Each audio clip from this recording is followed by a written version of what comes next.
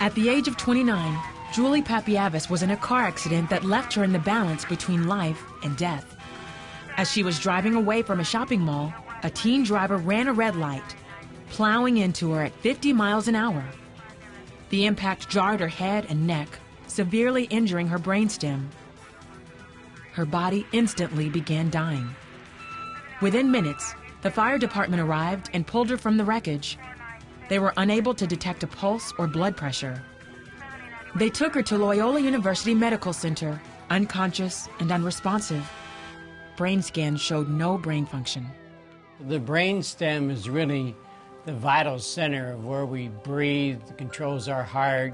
It's sort of our center of life. You cannot exist without a brain stem. Anybody that has pinpoint pupil and has that abnormal posture that she had, the survival rate is very poor. She had a serious brainstem injury that I did not think she'd ever wake up. Julie remained unresponsive in a coma. After several weeks, hospital staff gave no hope of recovery and urged her parents to release her to a nursing home. Somebody comes in with a brainstem injury and is not breathing and is not talking, can't feed themselves, have no control of bodily functions. It's a miserable existence. I just didn't expect her to get return of function. Her parents refused to give up hope. They and their church family prayed for a miracle. To the astonishment of her doctors, 6 weeks after the accident, Julie woke up. Like all of us woke up this morning, I just woke up. I mean, literally just woke up. Physically, I couldn't do anything. I couldn't even swallow.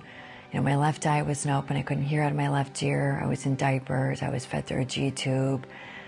I was drooling out of my mouth. And, you know, I was paralyzed on my left side.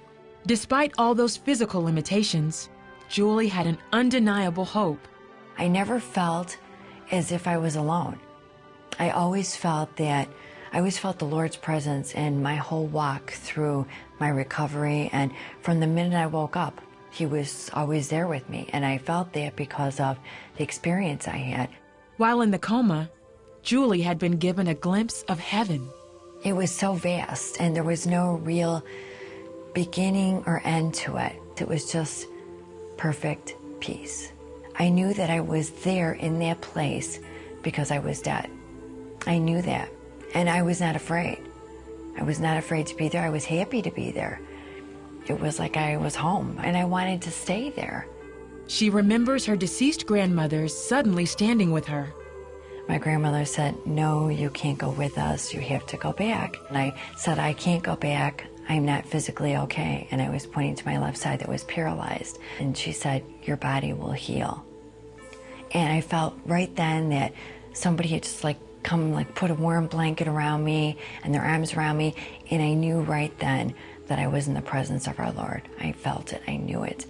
And then she said, "Go back and be happy." And then the next memory I had was waking up in the rehab hospital. Julie was alive, but her road to recovery was difficult, both physically and mentally. I kept thinking and saying, "God, why did you not let me stay there? Why did you bring me back to this body that it doesn't work? And I have to struggle so hard to do everything, to wake up in a body like that, like I did. It was so incredibly disabled. I don't know how I would have ever gotten past it if I did not have the story of hope that He had shared with me, the experience of hope that He had shared with me, with my grandmothers." After 2 months of physical therapy, feeling and movement slowly returned to her left side. Her progress was nothing short of miraculous.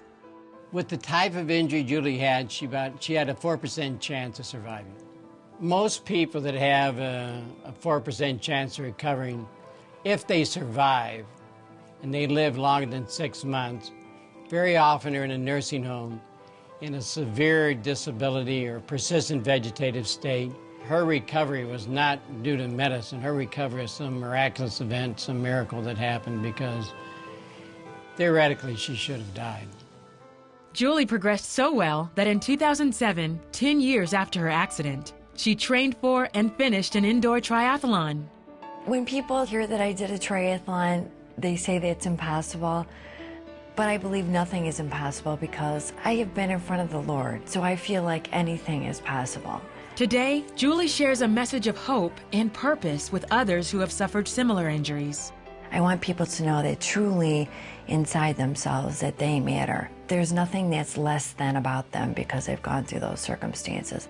She has also written a book about her experiences and recovery entitled Go Back and Be Happy. I have more purpose here on earth to fulfill, and I take that very seriously. The Lord is with me, which I knew, but it makes it so much clearer. He has been with me through all of it, and that He truly has an intention, a good intention for my life. I feel a much closer personal relationship now that He really has a definite purpose for my life and for this story and for this gift of hope.